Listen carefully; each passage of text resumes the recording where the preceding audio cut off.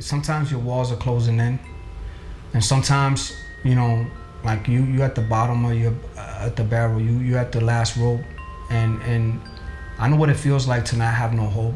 I know what it is to feel like nothing's going right for you. I know what it is to feel alone. I remember growing up, just not jumping from school to school, I had to fight a lot. I think that what built up, it was just me not being able to be, I wanted to be part of something. I ended up moving to a certain area that was gang infested. I found an individual that I was real cool with. He introduced me to the whole idea of being a part of a gang, and I, right there, for whatever reason, there was definitely a shift in my life. I was with a friend. I had just picked up some drugs. I had crack cocaine in my pocket. I was walking by the courthouse. So a couple of friends standing there, and I stopped to talk to them. The sheriffs approached us. They put us against the wall. Once they searched me, they found the crack. I remember my mother being upset because she had to, she had to even go to court for me, and it was just, I can remember just her blasting her, just very upset and screaming at me, and I was hearing it all the way down. We're actually in the lobby of the courthouse, and there's a gentleman that comes in from another gang that's pretty much the ones that we've been for the last year or so going back and forth fighting with, and he sees me, I see him, so he gets on the phone, he makes a call. So my stomach knots up at that time. My mother starts screaming gun, and as soon as I turn to my left,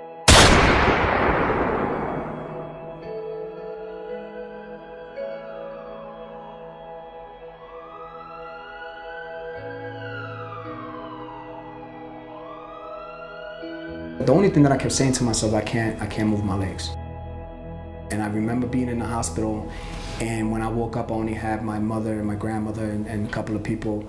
But I remember the doctor talking to me and telling me I wasn't gonna ever walk again. When you're a paraplegic, you lose control of your bowels, you lose control of your bladder. So all these things were in factors. So I was miserable. I was definitely miserable. The first time that I actually got introduced to Eric Thomas was through a YouTube video. And I remember that right there, like, I could instantly relate to this man because I don't know if it was his tone of voice. I don't know if he was just, like, it felt like he was talking to me. Like, it got to a point that we wasn't listening to music. We wasn't doing that because, like, what came down to that AT was feeding us something that I've never gotten fed before. Was what? It was motivation. It was stability. It was that there is hope. When I heard about Breathe University, I didn't even know the extent to it. I'll be honest with you. I just knew that I needed to be a part of this. Why? Because for the first time in my life, I felt like I was part of something bigger than me. I got up, started using my walker. It hurt in the beginning. It was uncomfortable. And that went into going from the house to the car. Now it goes from, now literally yesterday, I went into the restaurant for the first time in my life. Walking. It wasn't lack of me not trying or not wanting it. I just didn't have the ability to see it. And that's where BU came in.